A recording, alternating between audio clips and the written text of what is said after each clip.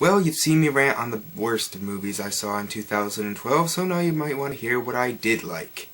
Now keep in mind, I really try and stay away from movies I feel I might not enjoy, so I saw a lot more movies I liked than I didn't. And also, keep in mind, I did not see every movie that came out this year. I haven't seen Argo, Zero Dark 30, The Hobbit, etc. And also remember, this is just my opinion, so don't get angry if you didn't like these movies or you thought something else should have been on here instead. But before we get into the top 10, I have 5 honorable mentions. They are Man on a Ledge, Moonrise Kingdom, Looper, Rise of the Guardians, and Ted. So, let's get started. These are my picks for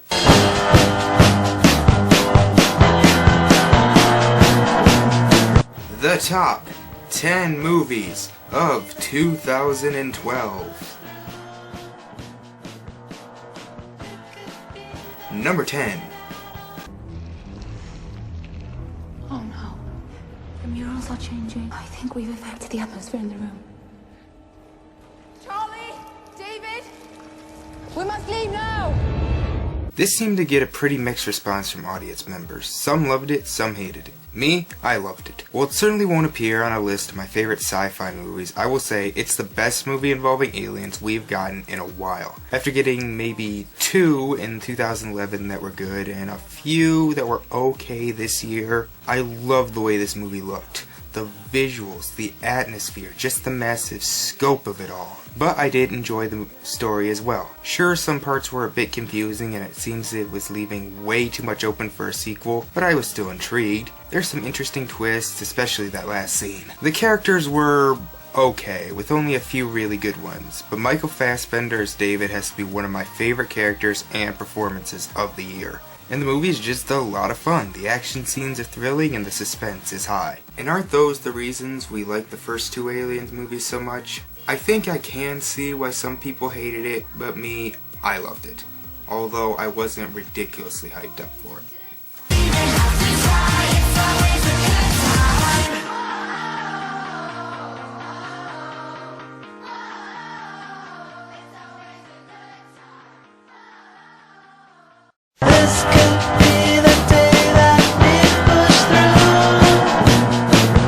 Number 9.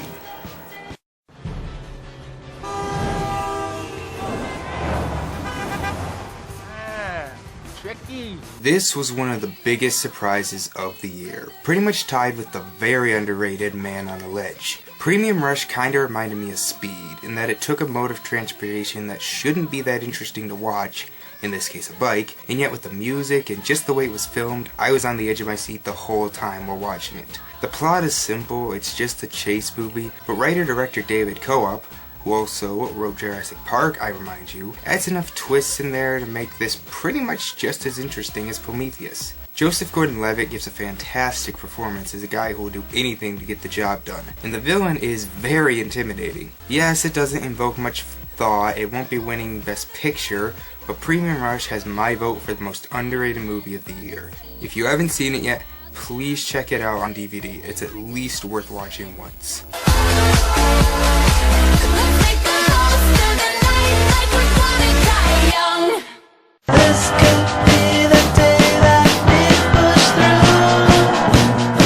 Number 8. Dana, come on!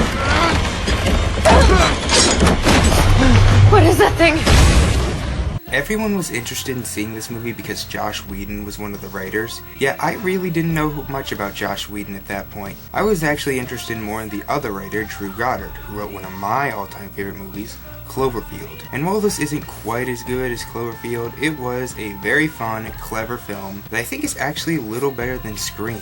Now, I did not look up anything about this movie. I went in with really not any idea what it was about, and I think you should too. So I will keep this short to try and not spoil anything. Let's just say that it starts out like any average horror movie, but it quickly spirals into something completely unexpected. The acting is great, the characters are all likable, my favorite being Marty. There are several twists in the movie that just made me gasp, and the only real problem I had, besides being a little too dark, was the ending, and I'm only talking the last minute.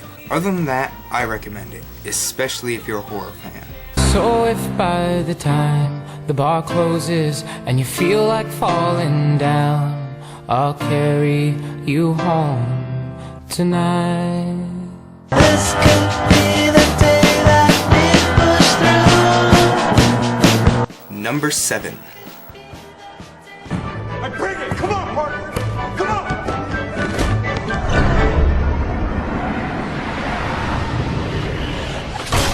I am not really a Spider-Man fan. I haven't read any of the comics, although to be fair, I haven't really read any comics, but I also never watched the first 3 Spider-Man movies directed by Sam Raimi, so I really had low expectations for this one and ended up loving the damn movie. Like Prometheus, it seems to be leaving way too much open for a sequel, and the pacing was a bit off at times. But what I really loved was the main character, Peter Parker. Andrew Garfield's portrayal was fantastic. He felt like a real person. He was nice but sarcastic. He was picked on, but he wasn't a nerd. I loved this character. Not to say the other characters weren't good as well. Emma Stone as Gwen Stacy was the perfect female lead, and the villain, while intimidating, was also kind of sympathetic. And even though I'm not a big fan of superhero origin stories, I really got into this one. I give huge credit to the 3 writers, 2 of which I've never heard of, but Steve Kloves proves he can do more than write Harry Potter. Amazing Spider-Man was great, but it was not the best superhero movie of the year. We'll get to that later. I've been everywhere, man, looking for you, babe. Looking for you, babe. Searching for you, babe. This could be the day that we push through. NumberSix. I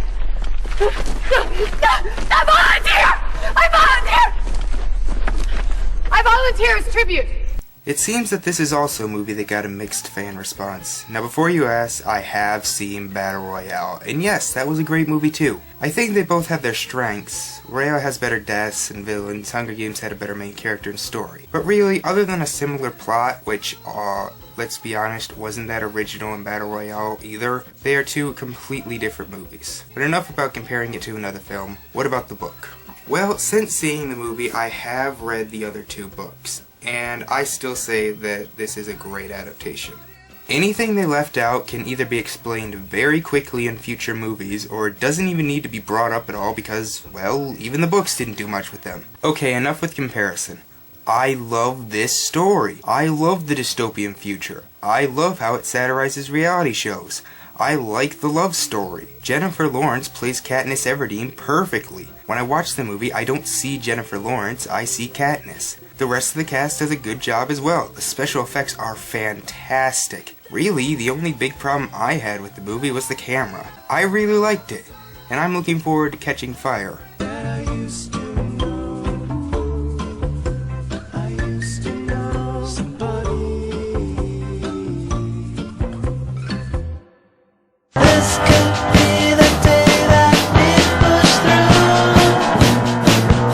NumberFive. That's a rule of mathematical reasoning. It's true because it works. Has done and always will do. While Timur Bekmambetov spent his time trying to ruin Lincoln's legacy, Steven Spielberg directed a film trying to salvage it. A film about Abraham Lincoln's attempt to abolish slavery, the film can get a little confusing at times, but the story is so fascinating and well executed that you should be able to follow it. It brings up some interesting questions, such as, are they technically stealing by getting rid of slavery? The acting is fantastic all around, from the veteran actors to the boy playing Lincoln's youngest son, were all great. And Daniel Day-Lewis plays such a kind, warm-hearted, and likable Lincoln that I dare you not to like him. But he has his flaws, including a conflict with his son Robbie, played by Joseph Gordon-Levitt? Again? That's 3 movies in my top 15. What, does he just have a really good agent? Lewis plays Honest Abe so well that I don't think you need the makeup to show how well the war and trying to pass the amendment are affecting his sleep and basically his overall health. And speaking of makeup, production value wise, this film is amazing. The makeup, costumes, set designs, lighting, everything looks great. But when you have a great director like Steven Spielberg, is it really a surprise? The only complaints I had were that it could get a bit confusing, it had some forgettable characters, and it took a while to actually get going. I myself am not much of a history nut, so I can't be sure how good this film is as a biography on Lincoln's final few months, but with great acting, great production value, and an interesting story with some good drama and humor, I don't care if they got a few things wrong.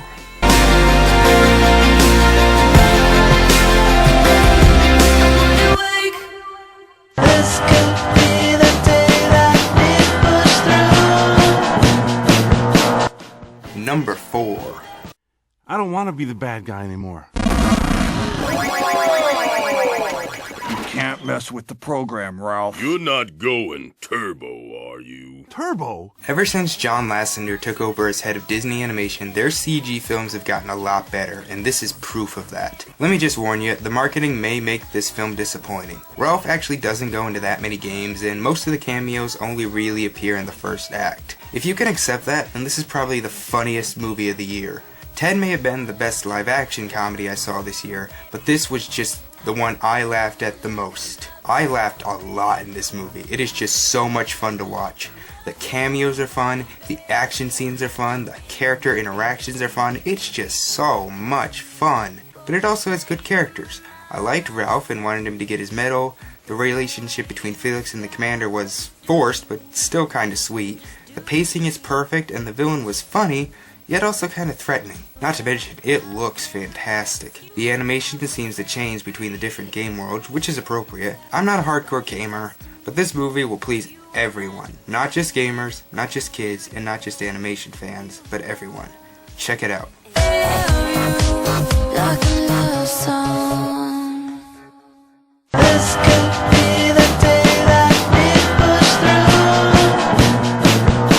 Number 3. Okay, see the guy chewing the gum? I'm gonna get the gum, pull it right out of his mouth. Okay, I got him.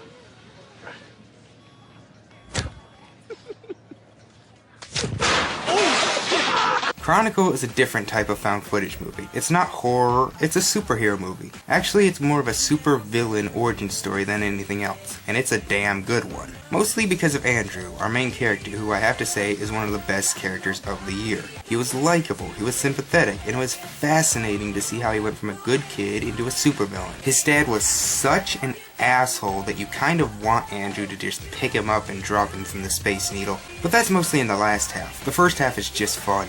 Watching these 3 characters use their powers in a way that, let's be honest, we would too if we got them, is a lot of fun to watch. Just watching these 3 do stuff was very interesting and sometimes funny. It's very original. I've never heard of someone using telekinesis to fly, and despite a few scenes where the CG looks pretty fake, most of the time it looked pretty great for the budget they had, and it's a great found footage movie.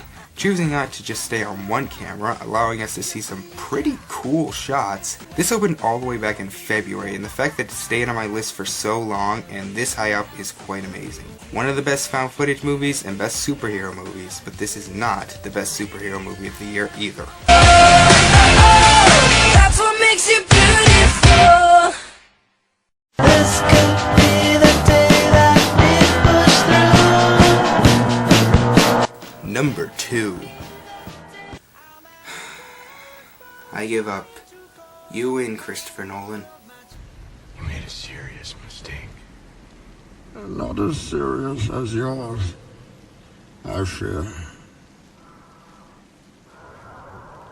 I absolutely love you and everything about you. I love that you are regarded as a god despite only making one perfect film. I love that you can have me killed by your legion of Nolanites by just telling them to do so. I love that you have more twists in your movies than M. Night Shyamalan, yet are never made fun of for it. No, but all joking aside, I really like this a lot. It's not perfect, but in my opinion, it was the best of Nolan's trilogy. That may be because I didn't overhype myself too much like the last 2, but I still say that this wasn't nearly as drawn out as Begins or as contrived as Dark Knight. It could be a little confusing at times, but that's about it. For a movie that was nearly 3 hours, it actually didn't feel that long, at least in theaters. So that means the pacing was pretty much perfect. I never once felt like it was going too fast or too slow. I loved the villain, Tom Hardy was great as Bane, and I only found myself confused as to what he was saying a couple of times. The action scenes were fantastic. I liked the new characters, but one of the things I liked better about this movie than the other two was that it had a bit of an emotional pull to it. Alfred actually had me feeling sad with his speeches in this one. The direction, cinematography, and acting were all great. Because I like Christian Bale a lot more as Bruce Wayne the Batman, it didn't bother me that much that Batman was only in about 45 minutes of this 3-hour-long Batman film. And it has some damn good twists in the movie, including one about the police lieutenant played by...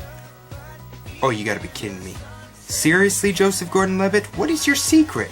I heard some people complain about plot holes. Personally, I didn't see any, at least no big ones.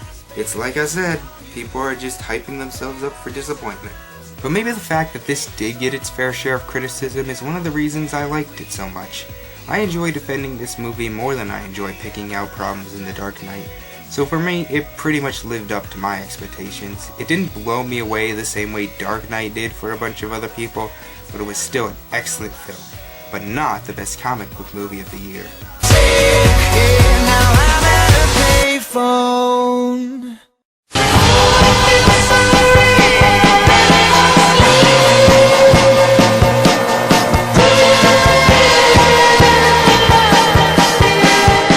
Well, in my opinion, this was just a fantastic year for comic book movies, or just superhero movies in general. Dark Knight, Chronicle, and Spider-Man pretty much proved that. But my pick for best superhero movie, best comic book movie, and the best movie of the year is, of course... Let's do a head count here. Your brother, the demigod, a super soldier, a living legend who kind of lives up to the legend, a man with breathtaking anger management issues, a couple of master assassins, and you, big fella.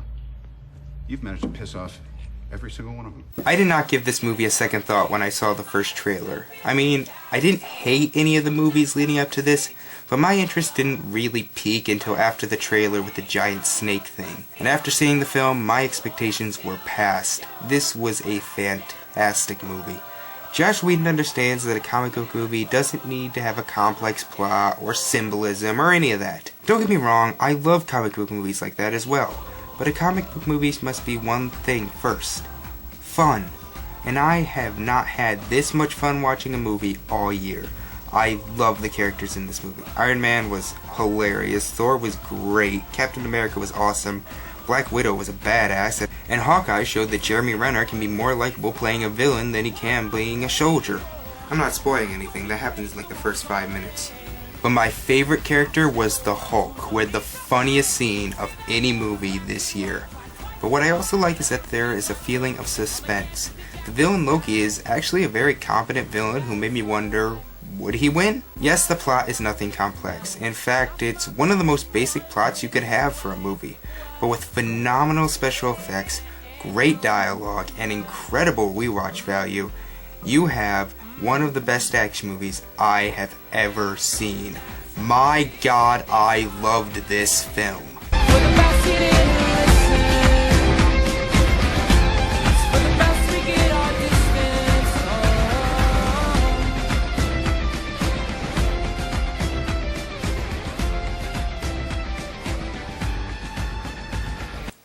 So those were my picks for the top 10 best movies of 2012.